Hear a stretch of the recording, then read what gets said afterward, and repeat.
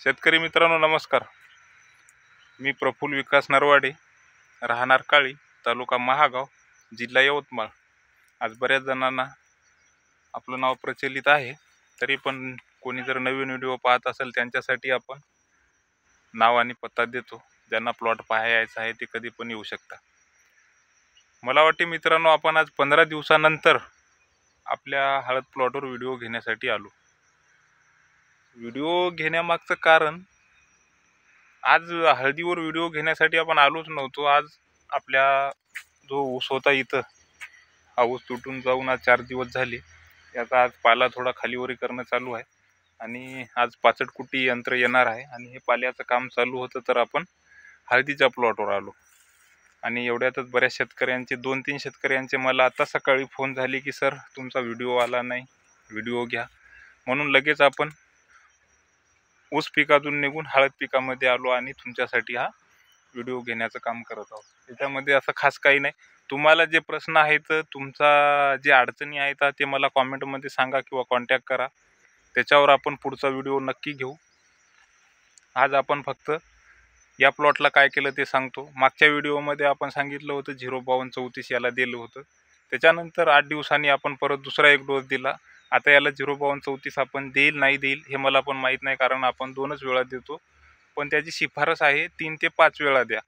पण कशा पद्धतीनं, ज्यांच्या जमिनीला शेणखताचा वापर चांगला आहे किंवा त्यांच्या जमिनीचा सेंद्रिय कर्ब चांगला आहे त्यांनी 2 वेळा जरी दिलं तरी चालते.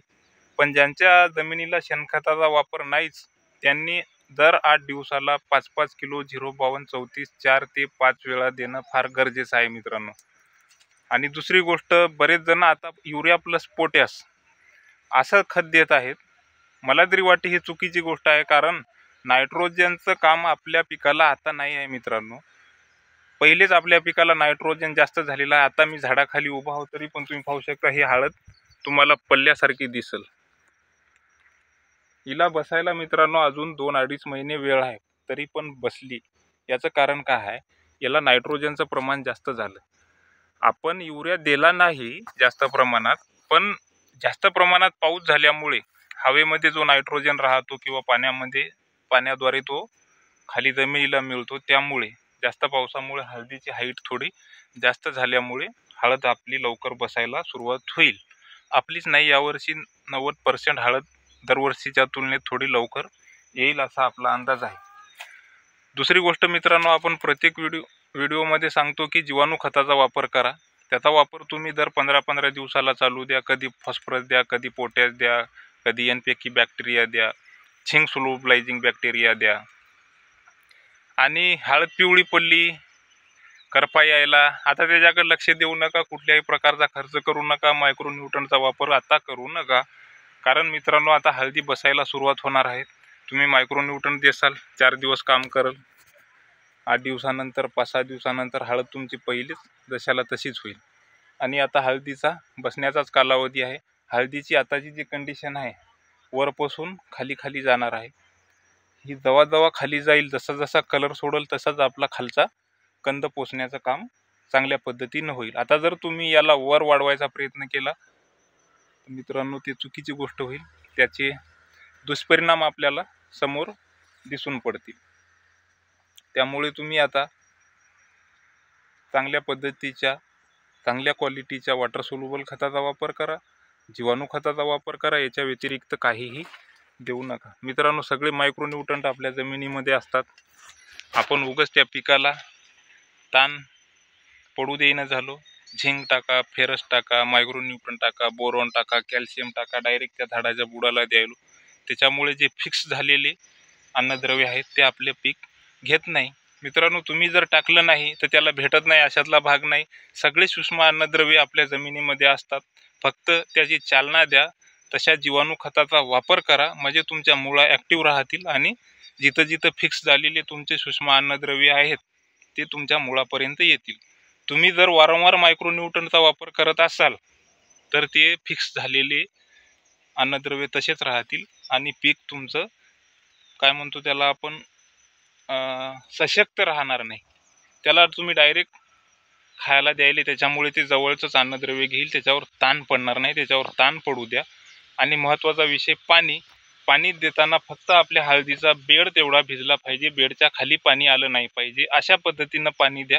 आता बरेच शेतकरी म्हणतात सर पाणी किती वेळ द्या, ते मी सांगू शकत नाही मित्रांनो. प्रत्येकाचे शेत, प्रत्येकाची माती वेगवेगळी आहे. तुमच्या जमिनीनुसार, तुमच्या मातीनुसार जमिनीला पाणी द्या. मधात जाऊन पहा, आपला बेड भिजला तेवढं पाणी द्या, खाली पाणी उतरलं नाही पाहिजे याची काळजी घ्या. आणि बेड नरम राहिला पाहिजे. शक्य झाल्यास ड्रीपनं पाणी देणं चांगलं. आता आपली जमीन जी आहे मित्रांनो, याला आपण 8 दिवसाला 8 तास पाणी देत असतो. मग तुम्ही 4 दिवसाला 4 तास द्या किंवा 8 दिवसाला 8 तास द्या. पाहू शकता, तुम्हाला दाखवतो पाणी.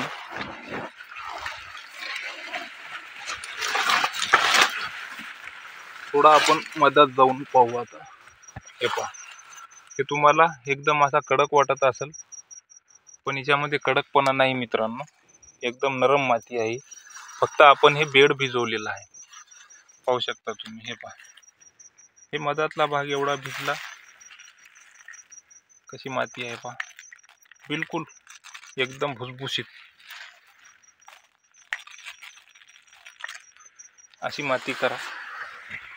आणि बरेच शेतकरी फोटो पण पाठवत आहेत, सर अर्ध्या किलोचा गड्डा आहे, 1 किलोचा गड्डा आहे. काही लक्ष देऊ नका, हे ट्रेलर दाखवू नका, शेवटला पिक्चर दाखवा. आणि पूर्ण पिक्चर चांगल्या पद्धतीचा दाखवा की सर एवढी हळद निघाली, अशी अशी हळद झाली, चांगल्या पद्धतीची हळद झाली. हे काय कुठला एक गड्डा काढायचा आणि दाखवायचा, ते काम करत नाही मित्रांनो. आपण डायरेक्ट तुम्हाला काढताना दाखवतो पूर्ण पिक्चर. मागच्या व्हिडिओमध्ये तुम्ही पाहिला असेल तर. हे पहा, आता एकदम याच्या इकडे झाड आहे का आपला रस्ता आहे, काढून तर दाखवत नाही तुम्हाला, पण असं उकरून दाखवू शकतो.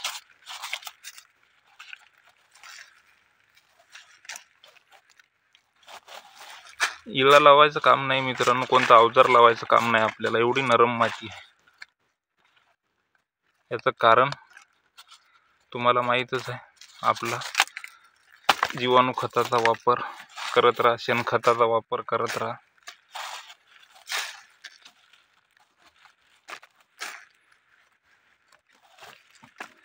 किती खचून मित्रांनो अजून, याला जर काढल्यावर काय होईल पहा. आता कलर पाहू शकता तुम्ही.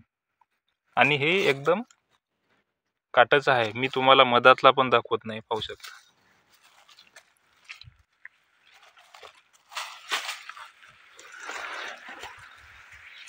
अशा पद्धतीचं नियोजन करा. काही तुमचे प्रश्न असतील तर कमेंट बॉक्समध्ये विचारा. आज धावता व्हिडिओ घेण्याचं काम आपण केलेलं आहे. नक्कीच तुमच्या प्रश्नावर आपण दुसरा व्हिडिओ घेऊ. धन्यवाद.